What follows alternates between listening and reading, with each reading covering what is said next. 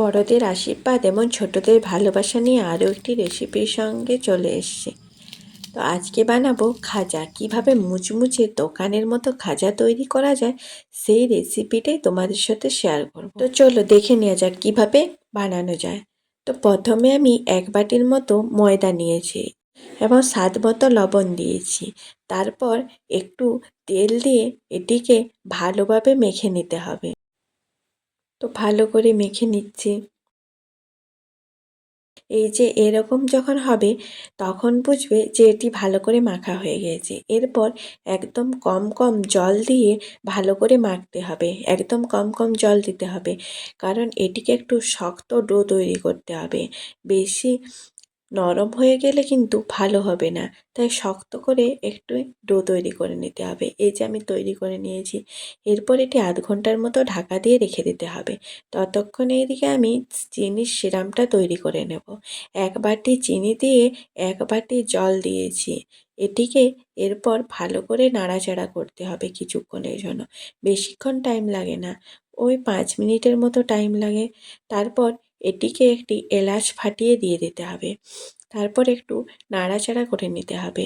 একটু যখন বেশি আঠালো করার দরকার নেই, একটু আঠালো হয়ে এলে এটিকে আরেকটু পাতিলেবু দিয়ে নামিয়ে দিতে হবে। এরপর কিছুক্ষণ পরে এটিকে ঢাকটি খুলে তারপর এরকম গোল গোল করে নিতে হবে। এরপর এটিকে পাতলা একটি রুটি করে নিতে হবে।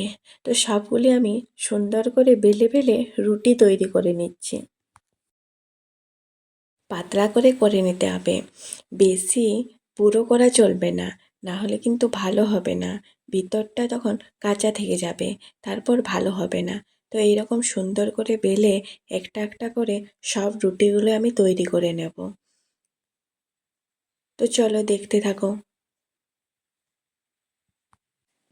তো আমি সমস্তগুলি বেলে রুটি তৈরি করে নিয়েছি। 5টা করেছি আমি।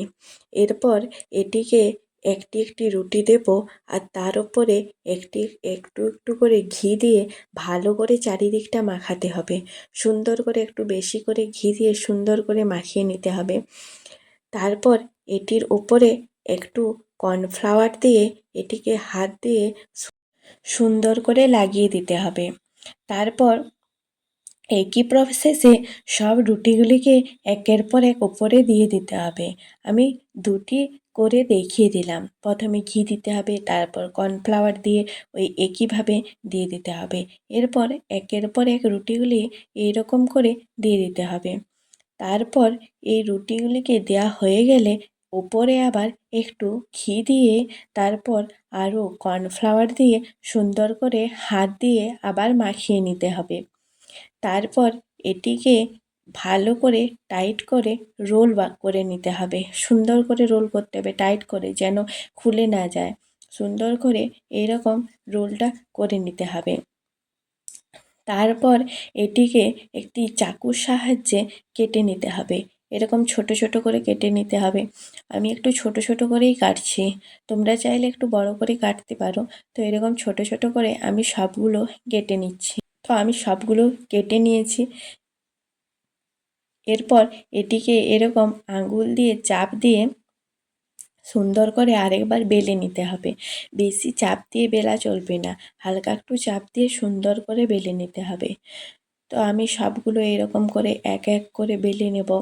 এই যে আরেকটা এরকম করে দুটো আঙুল দিয়ে চাপ দিয়ে সুন্দর করে বেলে নিতে হবে। তো আমার সবগুলি বেলা হয়ে গেছে। এরপর কড়াইতে তেল দিয়ে তেল গরম হয়ে এলে এগুলিকে ছেড়ে দিতে হবে, কম কম করে ছাড়তে হবে। তারপর এপিঠ ওপিঠ সুন্দর করে লাল লাল করে ভেজে নিতে হবে। এই যে যখনই এক পিঠ ভাজা হয়ে যাবে তখনই দেখবে একটু ফুলে উঠবে, তখনই আরেক পিঠ ভেজে নিতে হবে। তো সুন্দর করে লাল লাল করে ভেজে নিয়েছি। আর অবশ্যই গ্যাসের আঁচটাকে একদম লোতে রাখতে হবে, নাহলে কিন্তু ভালো হবে না। এই যে আমি আরেকবার এরকম দিয়ে দিলাম। তারপর একটু কাঁটা চামচ দিয়ে যদি এরকম করে দেওয়া হয় তাহলে তেলটা ভিতরে যাবে এবং সুন্দরভাবে ফুলে উঠবে। তো আমার এই যে ভাজা হয়ে গেছে, তো সবগুলো ভেজে নিয়েছি। কত সুন্দর মুচমুচে হয়েছে দেখো। তো এই যে এরকম সুন্দর হয়েছে।